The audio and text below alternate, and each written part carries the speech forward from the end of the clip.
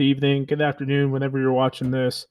Obviously, last night with the Sea Dragons and Vipers, we got off to a great start. Sea Dragons coming out of nowhere to an extent, despite turnovers, despite consistent play to an extent from Brett Hundley. We saw them walk away with their first victory of the year. That was Jim Haslett's first win since his time as the head coach with the UFL in 2009. So, real awesome. Going into Sunday, as many of you guys saw, we had my preview for the Battlehawks and Defenders. I got the Battlehawks winning that, and we're going down into our 4 o'clock or 3 o'clock game if you're in Missouri, like I am, which is going to be the Guardians going into Arlington. A lot of nonsense going on with the Guardians right now. Quinten Dormady kicked off the team. An investigation happened, brought back. There's a lot of turmoil going on. They released a couple receivers. Dantes Bird, favorite of XFL and USFL News Hub, AAF vet. He's released. Injuries, but it looks like the team's obviously still going to go out there. We got a 10-game season, and they're just 0-2.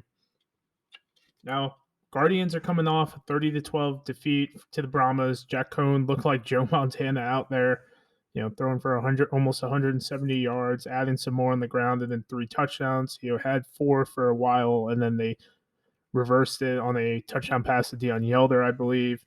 But they're back on the road and looking for consistency. The team only managed 170 yards last week. Buckley, no shortage of throwing players under the bus. Paxton Lynch looks to be the starter.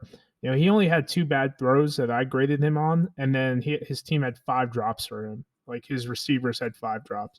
So they brought in Lance Lenoir, hoping to add consistency. Lenoir's an NFL vet. He's got 8 NFL games, a lot of preseason games under his belt, in addition to leading the USFL last year in 2022 with receptions. So the line for betting guys is 8.5 for in favor of the Renegades. Over under 38.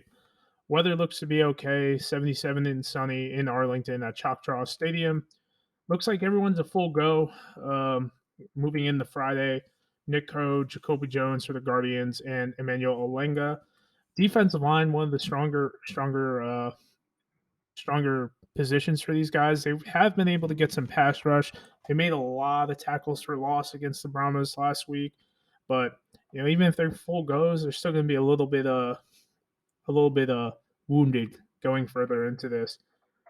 Now, the Renegades are also going through a quarterback change as well. Kyle Sloter, former USFL guy, 13 preseason games. He's thrown 12 touchdowns, 13 preseason games. He threw 9 touchdowns last year, but he did have 11 interceptions. He had a tad under 1,800 yards last year. I was talking to a coach about Slother, and while we all love his game, something to think about in his success in the preseason specifically is who is he playing against? Now, even if he's going against 2s and 3s, when is he coming into the game? Are these guys tired? How conditioned are they? And he's coming into the game fresh. So even if he's playing with the 3s and 4s against 2s and 3s in an NFL preseason game, are we really going to die on that hill of like his air quote eliteness? I don't know. And that's something that maybe moving forward that we need to talk about. There's a lot of turmoil, as I stated, with the Guardians. They're in a hell of a lot of issues going on right now. Renegades aren't perfect either. They are making some strides. Players are kind of rallying around Slother after the commitment to Drew Plitt, but Plitt was a rookie. He put up 15 points, all off turnovers. Didn't really drive the ball.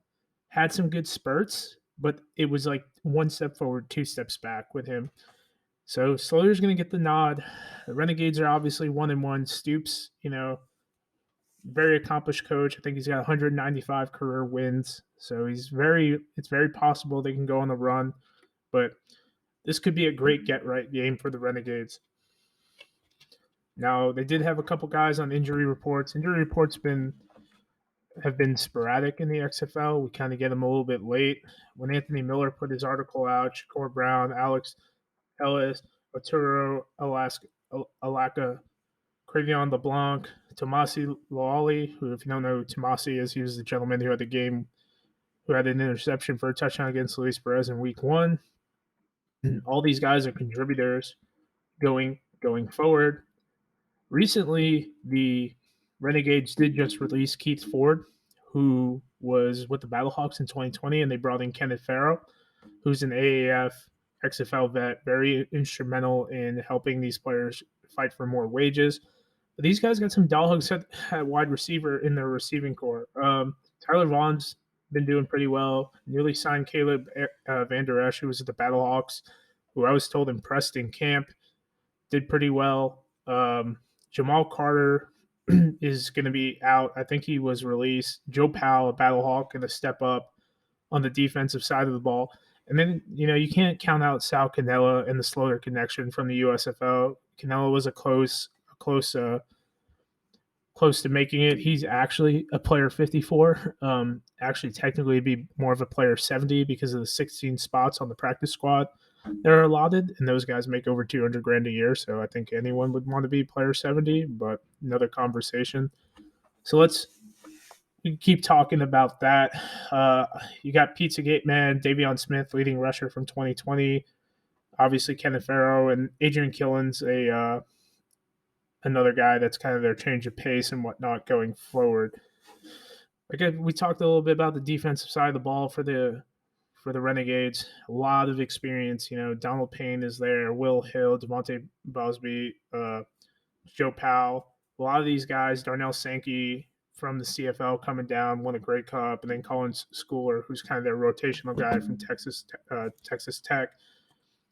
They got some dogs, man. They got good coaches. It's not an outrageous get right game for them. It's really sad because of all the turmoil with the Guardians that we might not get the best product, the best game. But this is a lot of stuff for them to get right and figure out against the Guardians, who just look to be all over the place with everything. Now, they are going to be challenged through the running game. Lynch is obviously mobile, Francois is mobile, and then you got Jah-Maine, Martin, and Kelvin Taylor combining for 146-yard rushing. Top 10 combo. I personally think the Renegades walk away with this one. I'd like to see a little bit more continuity moving forward. I look for Canella to have a good game. Slaughter, I think, is going to be a little bit volatile. I could see him throwing 2 touchdowns, 2 picks, trying to do too much. And this sounds real simple, just do what the defense is, take what the defense is giving you. There's a lot of issues going on, especially with Quinten Dormady situation. That locker room is not happy right now, and it's pretty evident moving forward. My prediction, Anthony Miller had 26 to 17 for the Guardians. I ranked that up to about 18 for the Guardians, 30 for the Renegades. I think the Guardians do some better things on offense. They've been scoring on that first drive every game so far. I look for that to continue. Maybe a cheap turnover, points off a turnover when Slaughter throws an inevitable interception. But from there, that's what I got. Guardians improved to 2-1 going into St. Louis, and then obviously next with San Antonio on the road. So I think this is an easy Renegades win. No questions asked on that one. Once again, guys, thanks for tuning in. Appreciate all the support. And any questions, any comments, leave them in the comments. Thanks, guys. Make sure you like and subscribe as well. Bye.